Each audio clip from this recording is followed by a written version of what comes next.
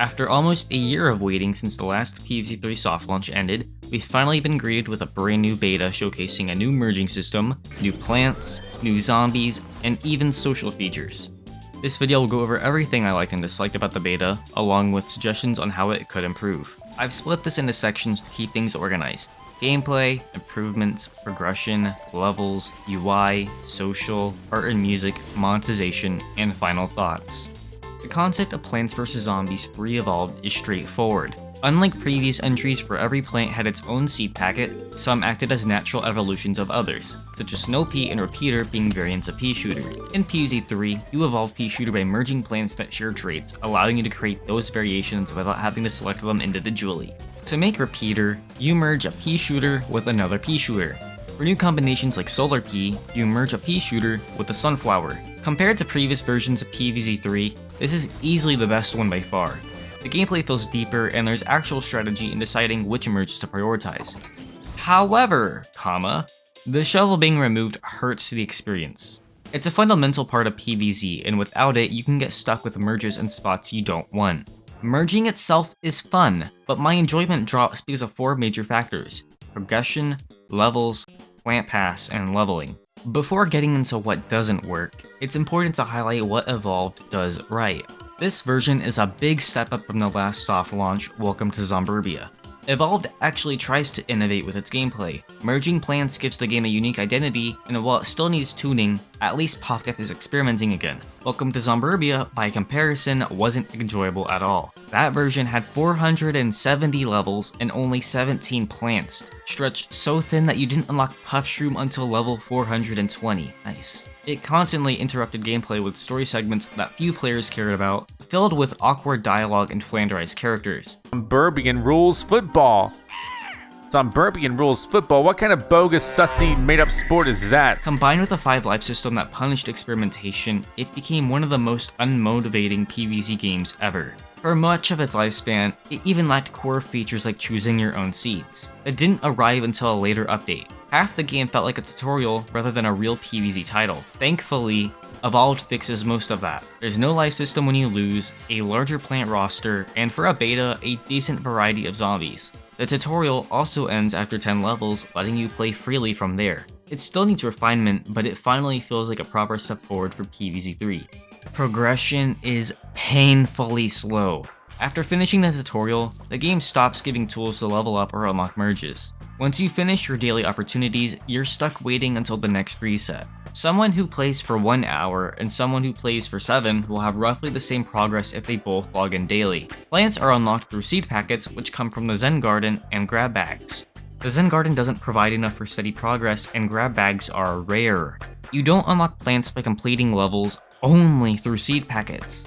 Since those are scarce, progress crawls. Once you finish your plant pass dailies, complete the weekly meter, and use all your Zen Garden lives, there's nothing left to do.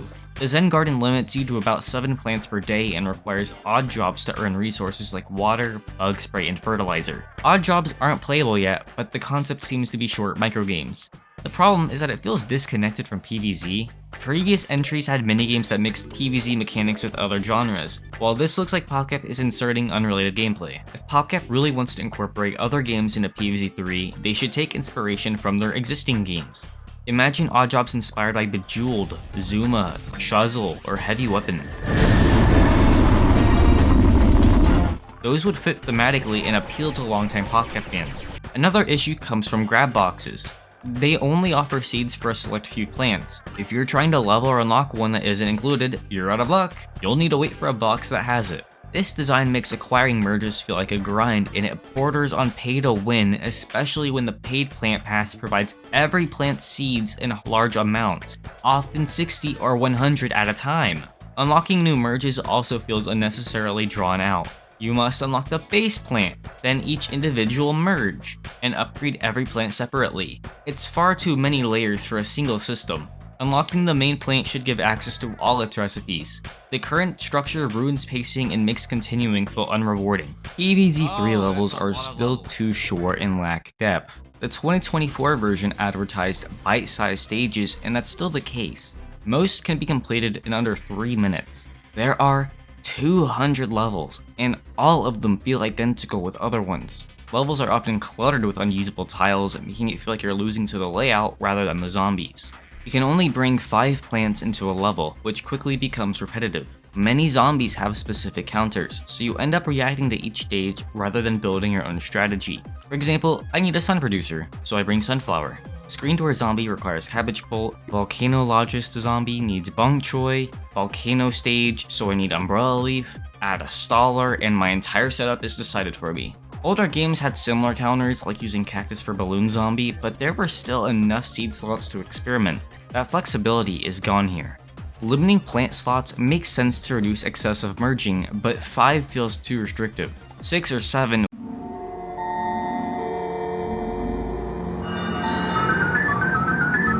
would strike a better balance.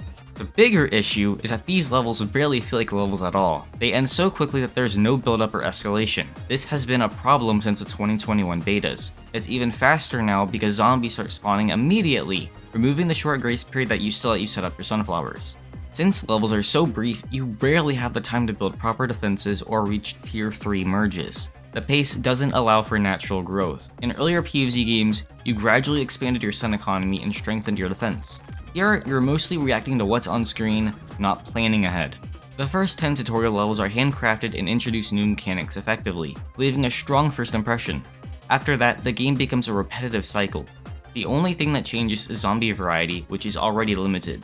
It's like if PvZ 2's Ancient Egypt had one level about Explorer Zombie, another about Raw Zombie, and then another Explorer Zombie level with nothing new in between. PvZ 3 relies heavily on auto-generated levels, and it shows. I'd rather play Ancient Egypt's slow 25 handcrafted stages than 200 that feel the same. PopCap continues to prioritize quantity over quality, and it kills this game's playability. If PopCap wants people to keep playing endlessly, it needs some kind of user-generated content system where players can create and share levels. Otherwise, it becomes mindless repetition. Across the 7 hours it took to finish all 200 levels, I only remember 2.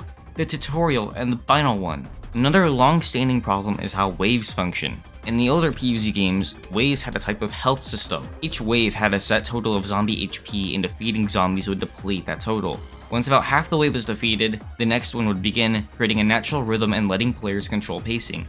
In PvZ 3, waves are triggered by a timer instead of health. This completely disrupts the flow. You can defeat zombies faster than expected and then sit around waiting for the next wave, or the next wave might trigger before you finish the last one, overwhelming your lawn. This issue has existed since the 2021 betas, and it's still here. It makes the game feel less dynamic and more chaotic in a way that doesn't feel intentional. Bringing back health-based waves would make the gameplay flow smoother and feel more tactical. The plant pass raises concerns about monetization. I don't know, I don't like that very much. I don't know, you have to make money somehow, but I don't know. I feel like that's kind of just a weak way. Purchasing it grants early access to certain merges that free players must grind for. I'll talk more about this later when I get to monetization, but I wanted to briefly mention it here since it's part of this game's progression. You can spend coins, XP, and later seed packets to level up plants, improving stats like health, damage, fire rate, and recharge speed. This completely breaks the balance.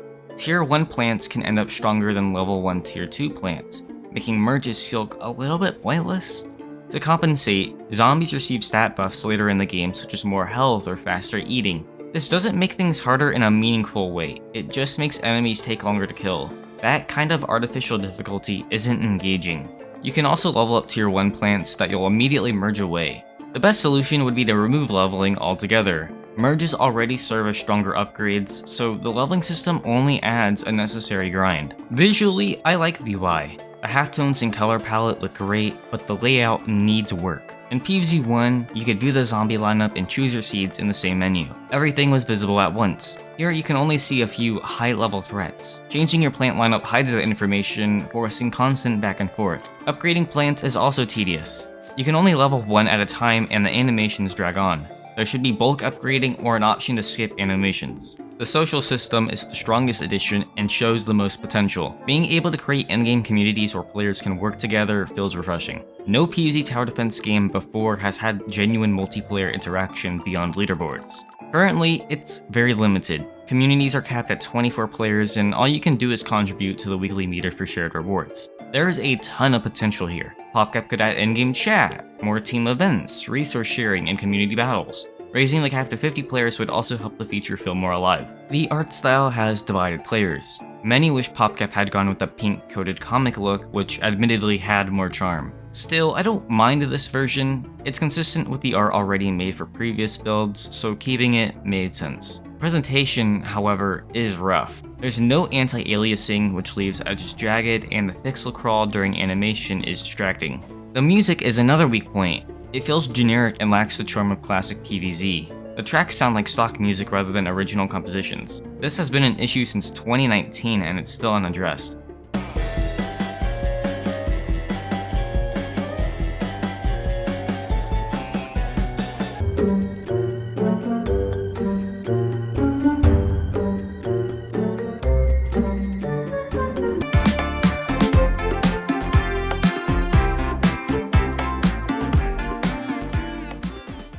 I hope PopCap either hires someone who can capture the PvZ tone or brings back Peter McConnell. Monetization is critical in any free-to-play game.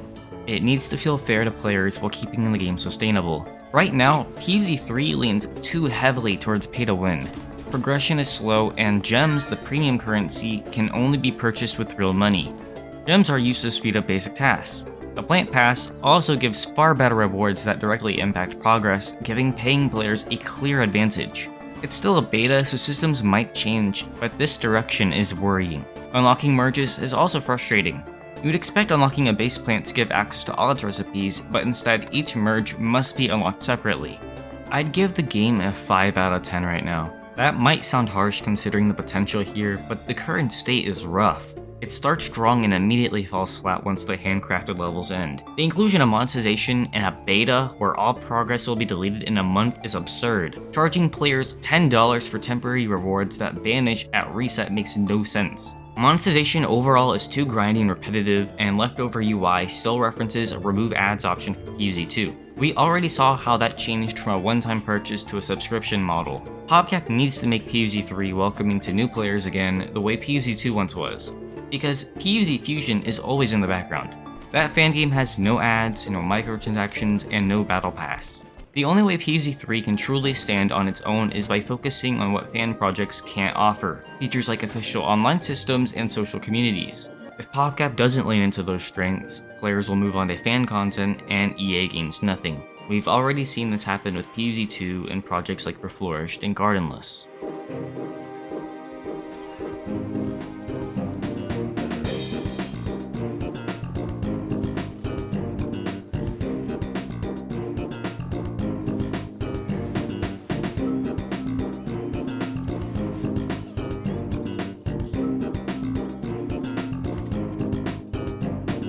Alright, this is the community system, I think.